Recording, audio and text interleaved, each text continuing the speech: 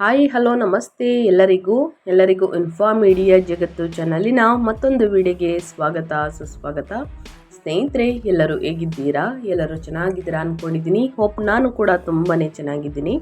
ಎಲ್ಲರೂ ಚೆನ್ನಾಗಿದ್ದೀರಾ ಅಂದ್ಕೊಂಡು ಭಾವಿಸ್ಕೊಂಡು ಇವತ್ತಿನ ಒಂದು ವಿಡಿಯೋನ ಶುರು ಮಾಡಿಬಿಡೋಣ.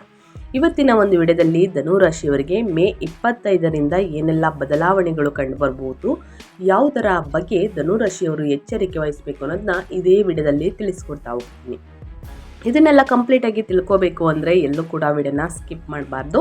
ಅಂದರೆ ವಿಡಿಯೋನ ಕಟ್ ಮಾಡಿ ಓಡಿಸ್ಕೊಂಡೋಗಿ ನೋಡ್ತೀನಿ ಅಂದರೆ ಫುಲ್ ಇನ್ಫಾರ್ಮೇಷನ್ ಅರ್ಥ ಆಗಲ್ಲ. ಸೊ ಹಾಗಾಗಿ ಎಲ್ಲ ವಿಡಿಯೋದಲ್ಲೂ ತಿಳಿಸ್ತಾ ಇರ್ತೀನಿ. ಮೊದಲಿಂದ ಕೊನೆ ತನಕ ವಿಡಿಯೋನ ವಾಚ್ ಮಾಡಿ. ವಿಡಿಯೋದಲ್ಲಿ ಒಳ್ಳೆ ಮಾಹಿತಿ ಸಿಕ್ಕಿದ್ದಲ್ಲಿ ತಪ್ಪದೆ ವಿಡಿಯೋಗೊಂದು ಲೈಕ್ ಕೊಟ್ಟು ಇನ್ನೂ ನನ್ನ ಚಾನಲ್ನ ಸಬ್ಸ್ಕ್ರೈಬ್ ಮಾಡ್ಕೊಳ್ದೇ ನೋಡ್ತಿದ್ರೆ ದಯವಿಟ್ಟು ಇನ್ಫಾರ್ಮ್ ಮೀಡಿಯಾಗೆ ಸಬ್ಸ್ಕ್ರೈಬ್ ಆಗಿ ನಿಮ್ಮ ಅಭಿಪ್ರಾಯಗಳನ್ನು ಕಮೆಂಟ್ ಬಾಕ್ಸಲ್ಲಿ ತಿಳಿಸಿ. ಧನುರಾಶಿಯವರಿಗೆ ವ್ಯಾಪಾರ ವ್ಯವಹಾರದಲ್ಲಿ, ಹಣಕಾಸಿನಲ್ಲಿ, ವೃತ್ತಿ ಜೀವನದಲ್ಲಿ, ಉದ್ಯೋಗದಲ್ಲಿ ಏನೆಲ್ಲ ಬದಲಾವಣೆಗಳು ಕಂಡು ಬರಬಹುದು, ಯಾವುದರ ಬಗ್ಗೆ ಎಚ್ಚರಿಕೆ ವಹಿಸಬೇಕು ಅನ್ನೋದನ್ನ ಕಂಪ್ಲೀಟಾಗಿ ಇದೇ ವಿಡಿಯೋದಲ್ಲಿ ತಿಳಿಸ್ಕೊಡ್ತಾ ಹೋಗ್ತೀನಿ. ಕಮೆಂಟ್ ಬಾಕ್ಸಲ್ಲಿ ಓಂ ನಮಃ ಶಿವಾಯ ಅಂತ ಕಮೆಂಟ್ ಮಾಡಿ. ಶಿವನ ಅನುಗ್ರಹದಿಂದ ನಿಮ್ಮ ಜೀವನದಲ್ಲಿರುವಂತಹ ಕಷ್ಟಗಳು, ಸಮಸ್ಯೆಗಳು, ಅಡಚಣೆಗಳು, ತೊಂದರೆಗಳು ಎಲ್ಲವೂ ಕೂಡ ಸಂಪೂರ್ಣವಾಗಿ ನಿವಾರಣೆಯಾಗಲಿ ಅಂತ ಕೇಳ್ಕೊತಾ ವಿಡಿಯೋ ಕಡೆ ಗಮನ ಕೊಡ್ತಾ ಹೋಗೋಣ. ಧನುರಾಶಿಯವರಿಗೆ ಒಟ್ಟಾರೆಯಾಗಿ ಹೇಳಬೇಕು ಅಂತಂದರೆ ಸ್ನೇಹಿತರೆ, ಅಂದರೆ ಪ್ರಮುಖ ಮುಖ್ಯಾಂಶಗಳನ್ನು ಹೇಳೋದಾದರೆ ಸಪ್ತಮದಲ್ಲಿ ರಾಜಯೋಗ ಅಂತಲೇ ಹೇಳಬಹುದು.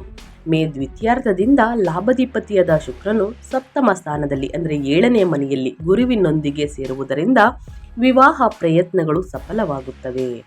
ವ್ಯಾಪಾರಸ್ಥರಿಗೆ ಇದು ಸುವರ್ಣ ಕಾಲ. ಕೀರ್ತಿ ಪ್ರತಿಷ್ಠೆಗಳು ಮನ್ನಣೆ ಹೆಚ್ಚಾಗುತ್ತವೆ. ಇನ್ನು ಗೃಹದಲ್ಲಿ ಉಪಶಮನ ಅಂತಲೇ ಹೇಳಬಹುದು. ಮೇ ದ್ವಿತೀಯಾರ್ಧದಂದು ಕುಜನು 4ನೇ ಮನೆಯನ್ನ ಸುಖದ ಸ್ಥಾನವನ್ನ ಬಿಟ್ಟು 5ನೇ ಮನೆಗೆ ಹೋಗುವುದರಿಂದ ಅಲ್ಲಿಯವರೆಗಿದ್ದಂತಹ ಮನೆಯಲ್ಲಿದ್ದಂತಹ ವಾದ ವಿವಾದಗಳು, ಮನಸ್ತಾಪಗಳು, ಆಸ್ತಿ ವಿವಾದಗಳು, ವಾಹನ ದುರಸ್ತಿ ಸಮಸ್ಯೆಗಳು ಪರಿಹಾರವಾಗಲಿದೆ. ಇನ್ನು ಅದೇ ರೀತಿ ಉದ್ಯೋಗದಲ್ಲಿ ಅಖಂಡ ವಿಜಯ ಅಂತಾನೆ ಹೇಳಬಹುದು. ಮೇ ದ್ವಿತೀಯಾರ್ಧದಿಂದ ಭಾಗ್ಯಾಧಿಪತಿಯಾದ ಸೂರ್ಯನು 6ನೇ ಮನೆಯಲ್ಲಿ ಸಂಚರಿಸುವುದರಿಂದ ಕಚೇರಿಯಲ್ಲಿ ನಿಮ್ಮ ಶತ್ರುಗಳು ನಾಶವಾಗುತ್ತಾರೆ. ನಿಮಗೆ ಬಡ್ತಿ, ಅಧಿಕಾರಿಗಳ ಬೆಂಬಲ ಖಚಿತ ಅಂತಲೇ ಹೇಳಬಹುದು. ಒಟ್ಟಾರೆಯಾಗಿ ಹೇಳೋದಾದರೆ ಧನುರಾಶಿಯವರಿಗೆ ಮೇ 25ರಿಂದ ಸ್ನೇಹಿತರೆ ಈ ತಿಂಗಳಿಂದ ಅತ್ಯಂತ ಅದ್ಭುತವಾದಂತಹ ಶುಭ ಫಲಿತಾಂಶಗಳನ್ನು, ವಿಜಯಗಳನ್ನು ನೀಡಲಿದೆ. ಕಳೆದ ತಿಂಗಳಿಗೆ ಹೋಲಿಕೆಯನ್ನು ಮಾಡಿದರೆ ಈ ತಿಂಗಳಲ್ಲಿ ಅದೃಷ್ಟದ ಫಲಗಳನ್ನು ಗಳಿಸಲಿದ್ದೀರಿ.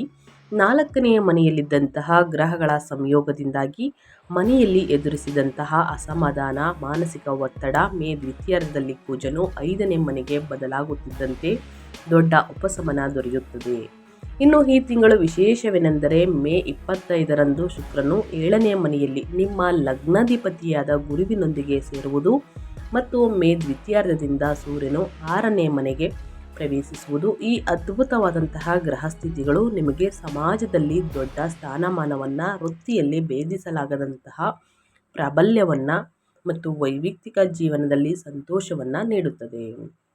ಇದು ಒಟ್ಟಾರೆಯಾಗಿ ಧನುರಾಶಿಯವರ ಅದೃಷ್ಟ ಮತ್ತು ಒಟ್ಟಾರೆಯಾಗಿ ಭವಿಷ್ಯ ಹೀಗಿರಲಿದೆ ಅಂತಲೇ ಹೇಳ್ಬೋದು.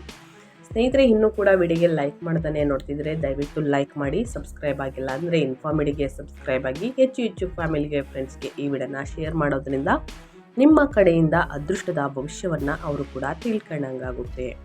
ಓಕೆ, ಒಂದೊಂದಾಗಿ ಇವಾಗ ಹೇಳೋದಾದರೆ ಮೊದಲನೇದಾಗಿ ವ್ಯಾಪಾರ ವ್ಯವಹಾರದ ಬಗ್ಗೆ ತಿಳಿಸ್ಕೊಡ್ತೀನಿ. ನಿಮ್ಮ ಸ್ವಯಂ ಉದ್ಯೋಗ, ಪಾಲುದಾರಿಕೆಯ ಬಗ್ಗೆ ಹೇಳೋದಾದರೆ ನಿಮ್ಮ ಕಸ್ಟಮರ್ ಬೇಸ್ ವಿಪರೀತವಾಗಿ ಬೆಳೆಯುತ್ತದೆ.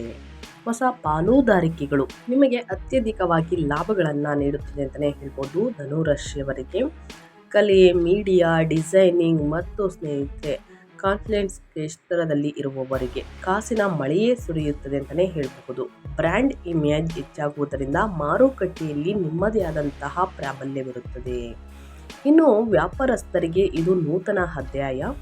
7ನೇ ಮನೆಯಲ್ಲಿ ವ್ಯಾಪಾರದ ಸ್ಥಾನದಲ್ಲಿ ಈಗಾಗಲೇ ಸಂಚರಿಸುತ್ತಿರುವಂತಹ ನಿಮ್ಮ ಲಗ್ನಾಧಿಪತಿಯಾದ ಗುರು ಭಗವಾನ್ ಜೊತೆಗೆ ಮೇ ದ್ವಿತೀಯಾರ್ಧದಂದು ಲಾಭಾಧಿಪತಿಯಾದ ಶುಕ್ರನು ಕೂಡ ಅಲ್ಲಿಗೆ ಬರುತ್ತಾರೆ. ಈ ಗುರು ಶುಕ್ರ ಯೋಗವು ವ್ಯಾಪಾರ ವಿಸ್ತರಣೆಗೆ ಬ್ರಹ್ಮಾಸ್ತ್ರವಿದ್ದಂತೆ.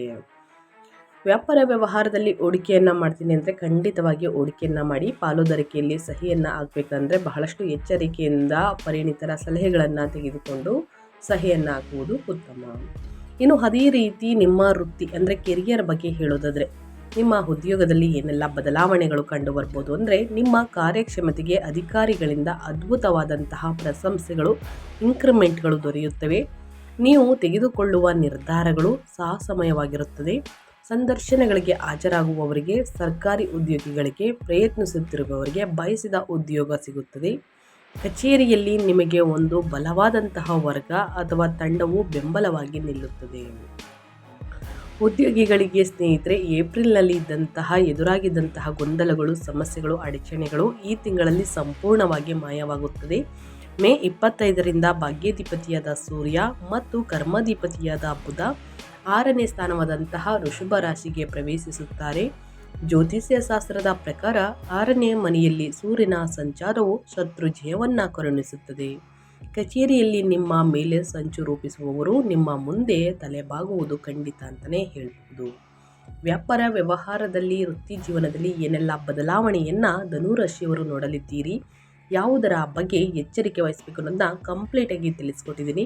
ಇನ್ನು ಹಣಕಾಸಿನ ಬಗ್ಗೆ ಹೇಳೋದಾದರೆ, ಆರ್ಥಿಕವಾಗಿ ಈ ತಿಂಗಳು ವಿಶೇಷವಾದಂತಹ ಸ್ಥಿರತೆಯನ್ನು ನೀಡುತ್ತದೆ.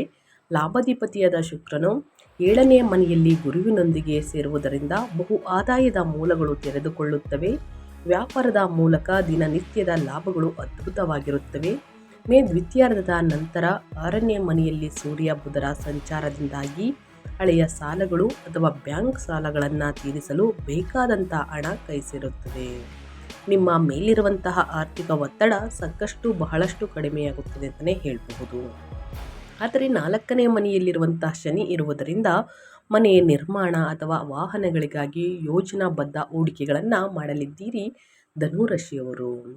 ಸ್ನೇಹಿತರೆ, ಹಣಕಾಸಿನ ವಿಚಾರದ ಬಗ್ಗೆ ಬಹಳಷ್ಟು ಎಚ್ಚರಿಕೆಯ ನಿರ್ಧಾರಗಳನ್ನು ತೆಗೆದುಕೊಳ್ಳಿ. ಯೋಚಿಸಿ ಸ್ನೇಹಿತರೆ, ಖರ್ಚು ಮಾಡುವುದು ಉತ್ತಮ. ಅನಗತ್ಯ ಖರ್ಚುಗಳಿಂದ ಆದಷ್ಟು ದೂರ ಬಂದರೆ ಒಳಿತು ಅಂತ ಹೇಳ್ತಾ, ಇನ್ನು ನಿಮ್ಮ ಹೆಲ್ತ್ ಬಗ್ಗೆ ಹೇಳೋದಾದರೆ, ಆರೋಗ್ಯದ ಬಗ್ಗೆ ಹೇಳೋದಾದರೆ, ನಿಮ್ಮ ಯೋಗಕ್ಷೇಮದಲ್ಲಿ ಏನೆಲ್ಲ ಬದಲಾವಣೆಗಳು ಕಂಡು ಬರಬಹುದು, ಯಾವುದರ ಬಗ್ಗೆ ಎಚ್ಚರಿಕೆ ವಹಿಸಬೇಕು ಅನ್ನೋದನ್ನ ನೋಡ್ತಾ ಹೋಗೋಣ. ಮೇ ದ್ವಿತೀಯಾರ್ಧದಂದು ಕುಜನು 4ನೇ ಮನೆಯನ್ನು ಬಿಡುವುದರಿಂದ ಅಲ್ಲಿಯವರೆಗಿದ್ದಂತಹ ಮಾನಸಿಕ ಒತ್ತಡ, ಎದೆ ಅಥವಾ ಉಸಿರಾಟಕ್ಕೆ ಸಂಬಂಧಿಸಿದ ಸಮಸ್ಯೆಗಳಿಂದ ದೊಡ್ಡ ಉಪಶಮನ ದೊರೆಯುತ್ತದೆ. ಮೇ 25ರಿಂದ ಸೂರ್ಯನು 6ನೇ ಮನೆಯಲ್ಲಿ ರೋಗ ನಿರೋಧಕ ಸ್ಥಾನದಲ್ಲಿ ಇರುವುದರಿಂದ ನಿಮ್ಮಲ್ಲಿನ ಪ್ರಾಣಶಕ್ತಿ ದುಪ್ಪಟ್ಟಾಗುತ್ತದೆ. ಇಮ್ಯುನಿಟಿ ಪವರ್ ಜಾಸ್ತಿ ಆಗಲಿದೆ. ಹಳೆಯ ಅನಾರೋಗ್ಯಗಳು ಕೂಡ ವೇಗವಾಗಿ ಗುಣಮುಖರಾಗುತ್ತೀರಿ. ಆದರೆ 5ನೇ ಮನೆಯಲ್ಲಿ ಸ್ವಕ್ಷೇತ್ರದಲ್ಲಿ ಕುಜನು ಸ್ವಲ್ಪ ಉಷ್ಣತತ್ವವನ್ನು ಹೆಚ್ಚಿಸುತ್ತಾನೆ. ಇದರಿಂದಾಗಿ ಹೊಟ್ಟೆಯಲ್ಲಿ ಉರಿ ಅಥವಾ ಗ್ಯಾಸ್ಟ್ರಿಕ್ ಸಮಸ್ಯೆಗಳು ಬರಬಹುದು. ಖಾರ ಮಸಾಲ ಪದಾರ್ಥಗಳಿಂದ ದೂರವಿರುವುದು, ಸಮಯಕ್ಕೆ ಸರಿಯಾಗಿ ಊಟವನ್ನು ಮಾಡುವುದು ಒಳ್ಳೆಯದು. ಸ್ನೇಹಿತರೆ, ಯಾವುದರ ಬಗ್ಗೆ ನಿಮ್ಮ ಹೆಲ್ತ್ ಬಗ್ಗೆ ಎಚ್ಚರಿಕೆ ವಹಿಸಬೇಕು. ಪ್ರತಿದಿನ ಧ್ಯಾನ, ಯೋಗ, ಮೆಡಿಟೇಷನನ್ನು ಮಾಡಿ ಸ್ನೇಹಿತರೆ, ಖಂಡಿತವಾಗಿಯೂ ನಿಮ್ಮ ಸಮಸ್ಯೆಗಳು ನಿವಾರಣೆಯಾಗಲಿದೆ. ಇನ್ನು ಕುಟುಂಬ ಮತ್ತು ವೈಯಕ್ತಿಕ ಜೀವನದ ಬಗ್ಗೆ ಹೇಳೋದಾದರೆ, ಪ್ರೇಮ ಜೀವನದಲ್ಲಿ ಏನೆಲ್ಲ ಬದಲಾವಣೆಗಳು ಕಂಡು ಬರಬಹುದು, ಸಂತಾನ ಪ್ರಾಪ್ತಿ ಇದೆಯಾ ಅನ್ನೋದನ್ನ ನೋಡೋದಾದರೆ, ಧನುರಾಶಿಯವರಿಗೆ ಪಂಚಮಾಧಿಪತಿಯಾದ ಕುಜನು ಮೇ ದ್ವಿತೀಯಾರ್ಧದಂದು 5ನೇ ಮನೆಯಲ್ಲಿ ಸಂತಾನದ ಸ್ಥಾನದಲ್ಲಿ ಸ್ವಕ್ಷೇತ್ರವನ್ನು ಹೊಂದುವುದರಿಂದ ನಿಮ್ಮ ಮಕ್ಕಳ ಬೆಳವಣಿಗೆಯನ್ನು ನೋಡಿ ಹೆಮ್ಮೆ ಪಡುತ್ತೀರಿ ಮತ್ತು ಅವರು ಕ್ರೀಡೆಗಳಲ್ಲಿ ಅಥವಾ ಓದಿನಲ್ಲಿ ದೊಡ್ಡ ವಿಜಯಗಳನ್ನು ಸಾಧಿಸುತ್ತಾರೆ. ಆದರೆ ಕುಜನ ಪ್ರಭಾವದಿಂದ ಮಕ್ಕಳಲ್ಲಿ ಸ್ವಲ್ಪ ಮೊಂಡುತನ ಅಥವಾ ವಾದ ವಿವಾದ ಮಾಡುವ ಪ್ರವೃತ್ತಿ ಹೆಚ್ಚಾಗುತ್ತದೆ. ಅವರನ್ನು ಪ್ರೀತಿಯಿಂದ ದಾರಿಗೆ ತರಬೇಕು ಸ್ನೇಹಿತರೆ. ಹಠ ಮಾಡಿ ಸ್ನೇಹಿತರೆ ಮತ್ತು ಒಡೆದು ಬಡ್ದು ಮಾಡೋದಕ್ಕಿಂತ ಪ್ರೀತಿಯಿಂದ ಅವರನ್ನು ದಾರಿಗೆ ತಂದರೆ ಖಂಡಿತವಾಗಿಯೂ ಅವರು ನಿಮ್ಮ ಹೇಳಿದ ಮಾತನ್ನು ಕೇಳ್ತಾರೆ. ಕೌಟುಂಬಿಕ ಜೀವನದಲ್ಲಿ ಈ ತಿಂಗಳು ಆನಂದೋತ್ಸವ ಅಂತಲೇ ಹೇಳಬಹುದು. ಮೇ 24ರಿಂದನೂ ಕೂಡ ಸಪ್ತಮ ಸ್ಥಾನದಲ್ಲಿ ಶುಕ್ರ ಗುರುಗಳ ಸಂಯೋಗವು ವಿವಾಹವಾದವರಿಗೆ ಅದ್ಭುತವಾದಂತಹ ಸಂಬಂಧಗಳನ್ನು ಒದಗಿಸುತ್ತದೆ.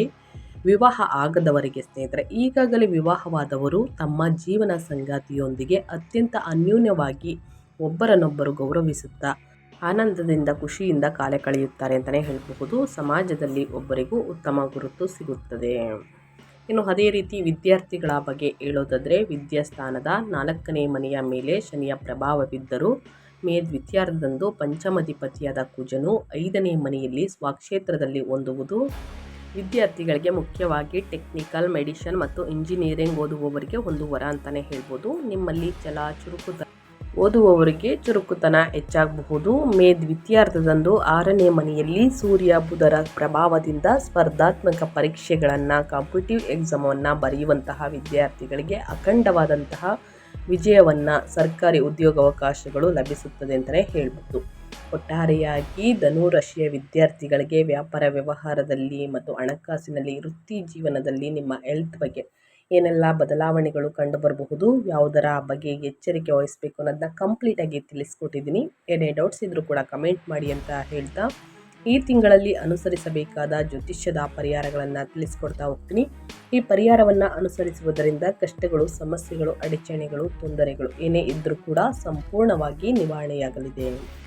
ಮೇ 2026 25ನೇ ತಾರೀಕಿಂದ ಸ್ನೇಹಿತರೆ ವೇದ ಪರಿಹಾರಗಳು ಬಂದು 4ನೇ ಮನೆಯಲ್ಲಿರುವಂತಹ ಶನಿಯ ದೋಷವನ್ನು ನಿವಾರಿಸಿಕೊಂಡು 6 ಮತ್ತು 7ನೇ ಮನೆಗಳಲ್ಲಿರುವಂತಹ ಶುಭ ಗ್ರಹಗಳ ಸಂಪೂರ್ಣ ಪ್ರಯೋಜನವನ್ನು ಪಡೆಯಲು ಈ ಪರಿಹಾರಗಳನ್ನು ಫಾಲೋ ಮಾಡಿ.